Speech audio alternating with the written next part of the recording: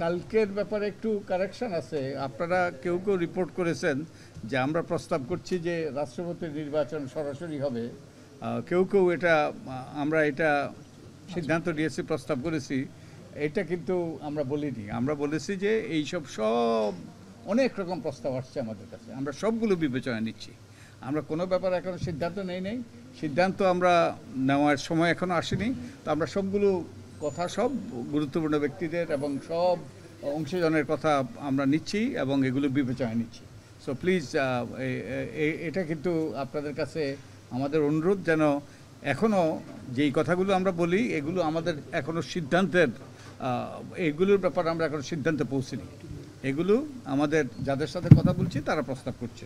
যেই সব বিষয় নিয়ে আজকে কথা হয়েছে, একটা বিষয়ে ওনাদের প্রায় সবাই আজকে আলোচনাটা ভিন্ন ছিল। ওনারা অনেক অভিজ্ঞ, ওনারা শিক্ষক, ওনারা গবেষক, ওনারা ওই যে এইসব ব্যাপারে গভীর জ্ঞান আছে। তাই ওনাদের কাছ থেকে আমরা সত্যিকার অর্থে একটা ওই যে ডায়ালগ করেছি, আমরা ওই যে খোলামেলা কথাবার্তা বলেছি, একে অপরকে প্রশ্ন করেছি, আমরা বোঝার চেষ্টা করেছি, জানার চেষ্টা করেছি। তো এই আলোচনা থেকে যেটা সুস্পষ্ট হলো যে প্রায় সবাই, আমি বলবো কেউ এর বিরোধিতা করে নাই আমাদের তত্ত্বাবধায়ক সরকারের প্রয়োজনীয়তার কথা। সবাই একমত ছিল। আর নির্বাচন কমিশনকে স্বাধীন করতে হবে, শক্তিশালী করতে হবে, বিশেষত আর্থিক স্বাধীনতা দিতে হবে এবং নির্বাচন কমিশনকে ওই যে সরকারের অধীনে একটা সরকার হইতে হবে, তাদের এমনভাবে তারা শক্তিশালী হবে, স্বাধীন হবে। তারপরে না ভোটের বিধানের ব্যাপারে তারা সবাই একমত। রাজনৈতিক দলের গণতন্ত্রের ব্যাপারেও, রাজনৈতিক দলের গণতন্ত্র যদি সৃষ্টি না হয়, প্রতিষ্ঠিত না হয়, রাজনৈতিক দলের মধ্যে যদি গণতন্ত্র প্রতিষ্ঠিত না হয়, তাহলে রাষ্ট্রে, দেশে গণতন্ত্র প্রতিষ্ঠিত হবে এটা আশা করাও দুরাশা।